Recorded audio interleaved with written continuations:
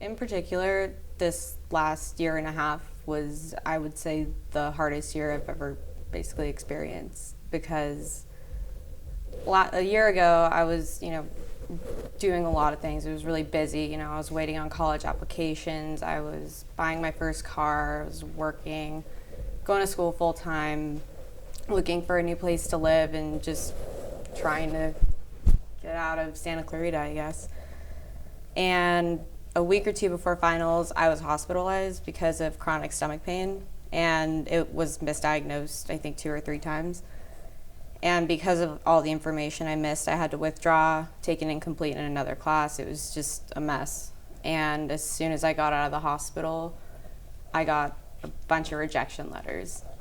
So it was just kind of a full downhill spiral. And I think it took about 6 months for them to diagnose me after, 5 or 6 different specialists. And it was Crohn's disease. So, it's not bad, but it's mild, it's manageable, it's, not ruining my life, but it's still difficult.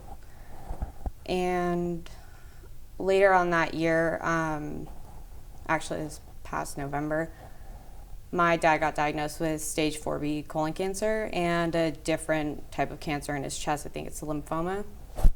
And that kind of took my entire life downhill.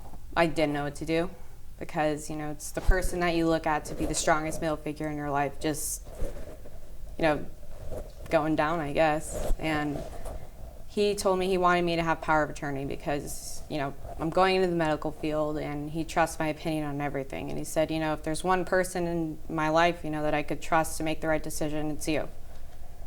So I took on that responsibility and said, we have to do it.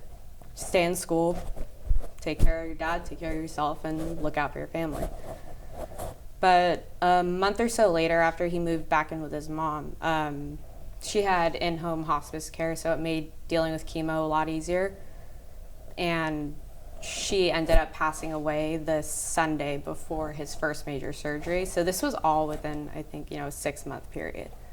So in between surgeries and school and looking for new places to live, it was just becoming a disaster.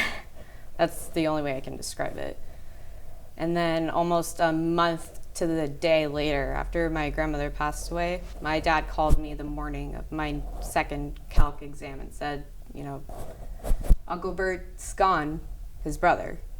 So it's just one shock after another, and it was just, okay, suck it up, go take your calc test, don't bomb it. And I bombed it, I'll admit it, but I tried to tell my professor everything that was going on as it was happening, so that way, it just didn't, all come up at once. And it's just, it's kind of an interesting place to be in when your professor looks at you like you're making it up.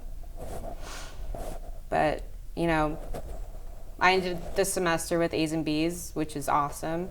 I didn't drop out, I didn't quit the job, so my dad's cancer actually just went into remission this last month, which is really good. My stomach's doing better, school's better, but that was that. Don't give up. I know that's so cliche, but, it taught me that sticking by it and never giving up is just the most important thing. When you have to be stronger for other people than you can for yourself, it just makes you hold on just that much longer, because what else can you do?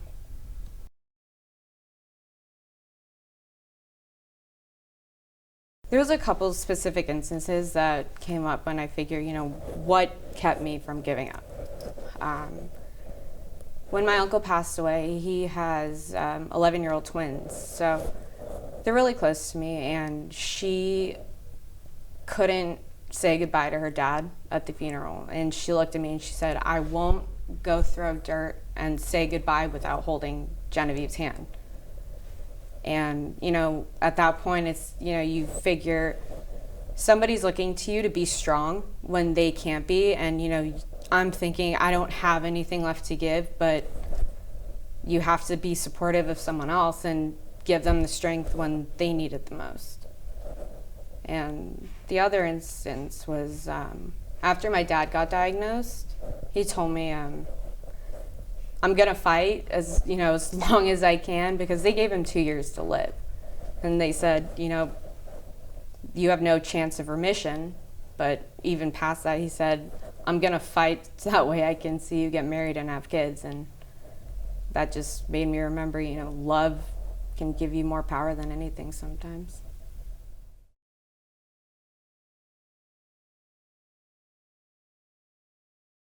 I never gave up. You get to those points where you feel like you did, but you never actually did. I stayed in school. I didn't quit my job.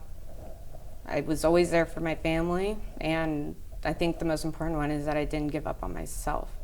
I just told myself everything's going to be okay at some point, just not right now.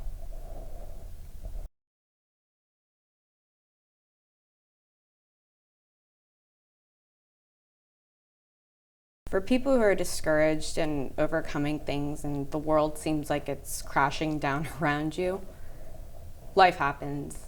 It's the hardest thing for people to understand.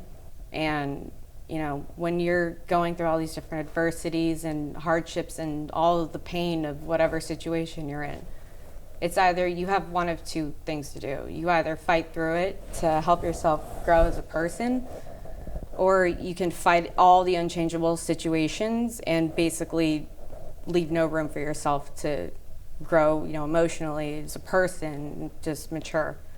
So, it's the little things. I always say it's little things that get me by. And, like a smile from a stranger, eating your favorite food, sleeping in, playing video games, it's all the little things to smile about when it's the worst possible scenario. You can't really take life so seriously. No one gets out alive.